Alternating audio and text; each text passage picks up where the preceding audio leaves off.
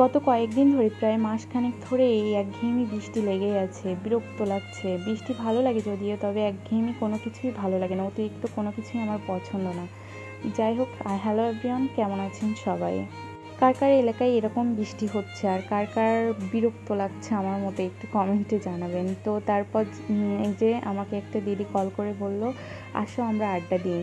বৃষ্টির মধ্যে কোথাও বের হতে পারছি না, ভালো লাগছে না। আর আমরা সবসময় আনন্দে কাটাই, অনেক আড্ডা দিয়ে চিল মুডে থাকি। যাই হোক, আমাদের আড্ডা মানেই হচ্ছে খাওয়া দাওয়া, মজার মজার আইটেম বানানো, এই আর কি। তো দিদি হচ্ছে বললো যে চলো জাম্বুরা মাখাই। জাম্বুরা বলতে আমরা জাম্বুরা বলি না, এখানে হচ্ছে বাতাবি লেবু বলি, অনেকে এটা জাম্বুরা নামে চেনেন। তো দিদি এখানে হচ্ছে জাম্বুরাটা মাখাই নিল। তারপর আমরা অনেক মজা করে এটা খেলাম। যদিও আমি একটু টক কম পছন্দ করি, তাই সবার থেকে আমি একটু আলাদা করে নিয়ে এটাতে চিনি মিক্সড করেছিলাম। চিনি মিক্সড করে ওইটা আমি নিজের মতো করে খেয়েছি, সেটা আর ক্লিপ নেওয়া হয়নি। যাই হোক, এটা খেতে খেতে দিদি বলছিল যে আসলে এটাতে হবে না, আরও কিছু দরকার। তো কি বানানো যায়? তখন হচ্ছে দিদি বলল যে চলো চা বানাই। তো দিদি চলে গিয়েছে চা বানাতে। দিদি হাতে মশলা চাটা অসাধারণ খেতে হয়। এই দেখুন, দিদি চায়ের জলটা বসিয়ে দিয়েছে আর সুন্দর করে চাটা বানিয়ে ফেলো। তারপর বলছে যে আর কি খাওয়া যায়, চায়ের সাথে তো টাটাও দরকার।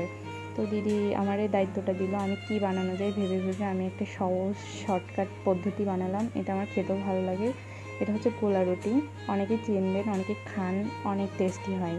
তো এটা খাওয়া দাওয়া শেষ করে বাইরে দেখি তখনও প্রচুর পরিমাণে বৃষ্টি হচ্ছে। তারপরে আমি বাসায় চলে আসলাম।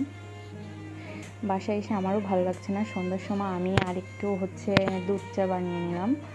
তখন সন্ধ্যা 7টা বাজে হয়তো।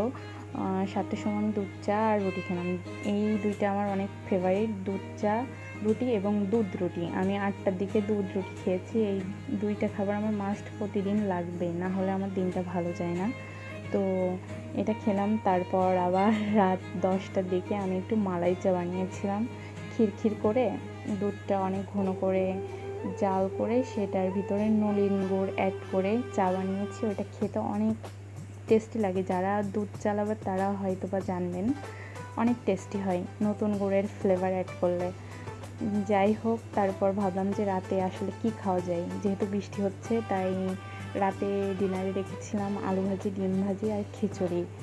মানে সব মিলাই দিনটা অনেক ভালো ছিল। তো এই ছিল আমার আজকের ভিডিও।